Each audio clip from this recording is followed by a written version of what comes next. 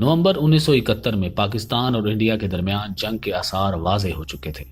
ایسے میں پاکستان نیوی نے غازی سمیت تمام آبدوزوں کو جنگ سے پہلے ہی ممکنہ اہداف پر روانہ کرنے کا فیصلہ کر لیا۔ وائس ایڈمرل احمد تسنیم کے مطابق انہیں ممبئی کا ساحلی علاقہ دیا گیا تھا۔ یہ علاقہ ان کے لیے نیا نہیں تھا۔ اس سے پہلے وہ اگست کے مہینے میں ایک مشق کے دوران یہاں پٹرولنگ کر چکے تھے۔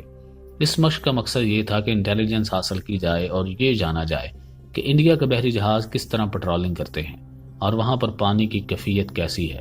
احمد تسنیم کے مطابق اس دوران انہیں 3-4 ایسی معلومات حاصل ہوئیں جن کا بعد میں فائدہ ہوا۔ کس جگہ ریڈار ہے، کس جگہ پر پانی کی گہرائی کتنی ہے اور کیسے ریڈار سے بچا جا سکتا ہے۔ لیکن اس سے پہلے کہ ہنگور ممبئی کے قریب پہنچتی، کمانڈر احمد تسنیم کو ایک بڑی مشکل نے گھیر لیا۔ احمد تسنیم کے مطابق ممبئی پہنچنے سے پہلے ہی ان کے آبدوز کے ایئر کنڈیشن کے پلانٹ کا پمپ خراب ہو گیا، جو سمندر سے پانی لے کر آبدوز کو ٹھنڈا رکھتا تھا۔ یہ خرابی صرف بندرگاہ پر ہی ٹھیک ہو سکتی تھی، کیونکہ انہیں آبدوز کو سمندر کی سطح سے اوپر لانا پڑتا۔ میں نے رات کے وقت آبدوز کو ایک ایسے رخ پر سمندر کی سطح پر لٹایا جس سے وہ پمپ پانی سے باہر آ گیا۔ نیوی کی زبان میں ہم اسے لسننگ کہتے ہیں۔ احتیاطی طور پر ہم نے آبدوز کے باہر بتیاں لگا کر اسے ایک ایسی شکل دی جس سے دور سے یہ ایک ماہی گیروں کی کشتی لگے، اور آبدوز کے عملے نے پمپ پر کام کرنا شروع کر دیا۔ ابھی پمپ درست ہو ہی رہا تھا کہ احمد تسنیم کو اچانک آواز آئی، کیپٹن برج، جس کا مطلب یہ تھا کہ ایمرجنسی ہے۔ کپتان فوراً آبدوز کے برج پر پہنچے۔ احمد تسنیم کہتے ہیں کہ ابھی وہ نکلے ہی تھے کہ ان کے ٹیلی گراف انچارج بشیر کا پیغام ملا، سر کنفرم وار شپ کالنگ کوسٹل کمانڈ نیٹ، یعنی اس بات کی تصدیق ہو گئی کہ انڈین بحریہ کا ایک جنگی جہاز ان کے قریب پہنچ چکا تھا۔ اس خطرناک صورتحال سے بچنے کے لیے آبدوز کے باہر موجود واچ آفیسر نے فوراً سمندر کے نیچے جانے کی اجازت مانگی، لیکن احمد تسنیم نے انکار کر دیا۔ اس نے ایک بار پھر کہا، جس پر میں نے پھر انکار کر دیا۔ میرے ذہن میں یہ خیال تھا کہ اگر میں نے ابھی ڈائیو کیا تو انڈین جنگی جہاز کو اس بات کی تصدیق ہو جائے گی یہ کوئی آبدوز ہے، اور وہ ڈائیو کے دوران اس نے فائر کیا تو 90% اس بات کا امکان تھا کہ آبدوز ہٹ ہوگی۔ لیکن اگر میں ڈائیو نہ کروں تو کم از کم 40 سے 50% امکان ہے کہ وہ فشنگ بوٹ ہی سمجھ کر واپس چلا جائے گا۔ کیونکہ یہ رات کا وقت تھا، میں نے سوچا میں یہ رسک لیتا ہوں۔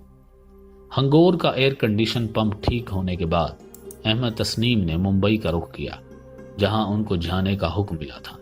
اسی سفر کے دوران انہوں نے ایک انڈین جنگی بحری بیڑے کو دیکھا جو ان کے خیال میں ممبئی سے کراچی کی سمت جا رہا تھا۔ 4 دسمبر کو کپتان احمد تسنیم کو وہ پیغام موصول ہوا جس کا وہ اب تک انتظار کر رہے تھے۔ جنگ شروع ہو چکی تھی اور انہیں انڈین نیوی کے جہازوں کو نشانہ بنانے کی اجازت دی جا چکی تھی۔ اس وقت ہنگور آبدوز ممبئی کے قریب پہنچ چکی تھی۔ ان کا کہنا ہے کہ ریڈیو سائلنس بریک ہونے سے عین ممکن ہے کہ انڈین نیوی کو ان کی پوزیشن معلوم ہو گئی ہو، لیکن اگلے 3 دن تک اس علاقے میں انہیں کوئی انڈین بحری جہاز نظر نہیں آیا۔ احمد تسنیم نے بتایا کہ انہیں یقین ہے کہ انڈین بحریہ کو یہ معلوم تھا کہ ان کی آبدوز وہاں موجود ہے، اس لیے انڈین نیوی کے جہاز اس علاقے میں نہیں آ رہے تھے۔ ان کے مطابق تقریباً 5 دسمبر کے قریب انڈین نیوی کو معلوم ہوا کہ ایک پاکستانی آبدوز دیو ہیڈ سے 16 ناٹیکل مائل دوری پر موجود ہے، جس کے بعد انڈین نیول ہیڈ کوارٹر نے اس آبدوز کی تلاش کے لیے 3 جہازوں پر مشتمل خصوصی ٹیم تشکیل دی، جس کی کمان کیپٹن مہندرا ناتھ ملا کو سونپی گئی، جو کمانڈر F-14 اسکواڈرن تھے۔ این کوڈوزو کے مطابق انڈین نیوی کے دونوں جہاز ککھری اور کرپان تیز رفتار تھے اور اینٹی سب میرین صلاحیت رکھتے تھے، اور یہ بھی جانتے تھے کہ پاکستانی آبدوز کس قسم کی ہے اور وہ کتنی گہری تک بآسانی آ سکتی ہے۔ اس لیے انہوں نے زیادہ گہرے پانی میں جانے کے بجائے ساحل کے قریب رہ کر اپنی تلاش کا آغاز کر دیا۔ ادھر ہنگور میں کپتان احمد تسنیم بھی اب دونوں جہازوں کو دیکھ سکتے تھے، لیکن تارپیڈو فائر کرنے کے لیے انہیں جہازوں کے نزدیک جانا پڑتا۔ وہ کہتے ہیں کہ 8 دسمبر کی صبح ہم نے سینسر سے معلوم کیا کہ انڈیا کے 2 یا 3 جہاز موجود ہیں، لیکن وہ کم گہرے پانی میں پھر رہے تھے، کیونکہ ان کو علم تھا کہ ڈیفنی کلاس آبدوز کم پانی میں نہیں آ سکتی۔ ایسے میں احمد تسنیم نے غور سے جہازوں کا جائزہ لینا شروع کیا کہ کیا ان کی کوئی ایسی کمزوری ہے جس کا وہ فائدہ اٹھا سکتے ہیں۔ وہ کہتے ہیں کہ 1971 میں پاکستان اور انڈیا کی بحریہ کامن ویلتھ کی کتابیں ہی استعمال کرتی تھی۔ اس کا مطلب تھا کہ سمندری جنگ کی بنیادی حکمت عملی دونوں حریف ایک ہی جگہ سے سیکھ رہے تھے۔ احمد تسنیم نے جلد ہی بھانپ لیا کہ انڈین نیوی کے جنگی بحری جہازوں کا سرچ پیٹرن ایک مخصوص طریقے میں تھا جسے وہ بھی جانتے تھے، اور اب ان کے لیے اپنی حکمت عملی بنانا کچھ آسان ہو گیا تھا۔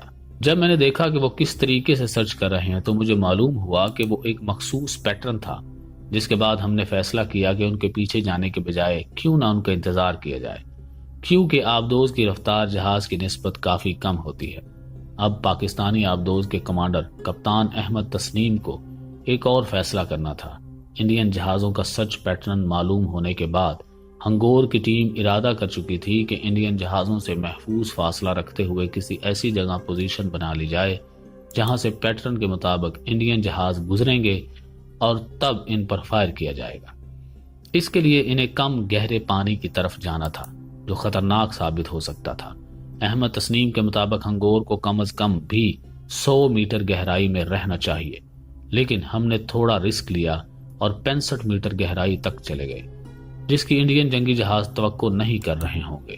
اب ہنگور کے اوپر یعنی سطح سمندر تک تقریباً 40 میٹر پانی اور نیچے یعنی سمندر کی تہ اور ہنگور کے درمیان صرف 25 میٹر تک پانی برقرار تھا۔ ایک ایک قدم پھونک پھونک کر لینا تھا۔ اب 9 دسمبر کی شام ہو چکی تھی۔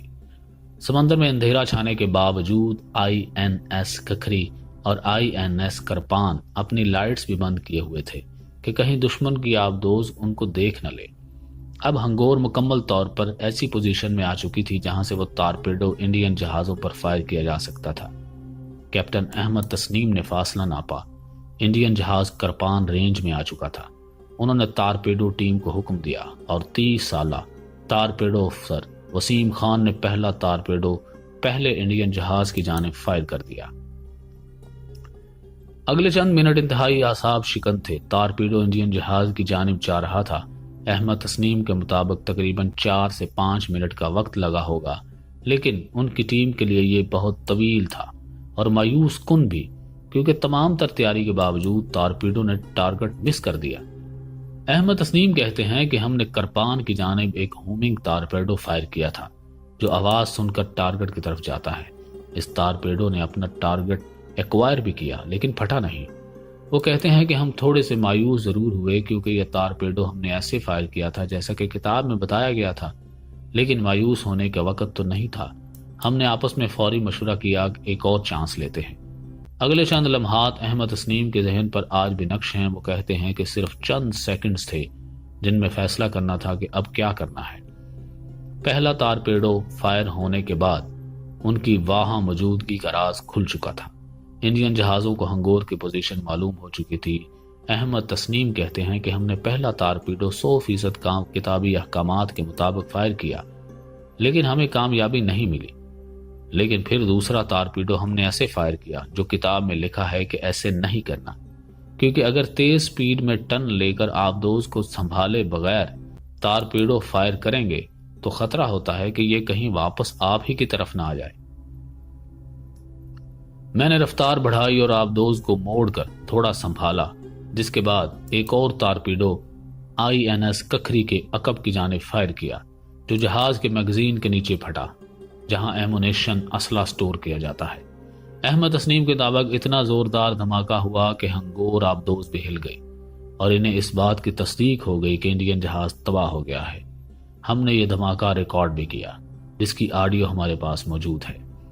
غالباً پہلے تارپیڈو کا دھماکہ ہوا جس کے بعد جہاز کی میگزین بھی پھٹ گیا اور تقریباً 2 منٹ کے اندر اندر جہاز بریک ہو کر ڈوب گیا۔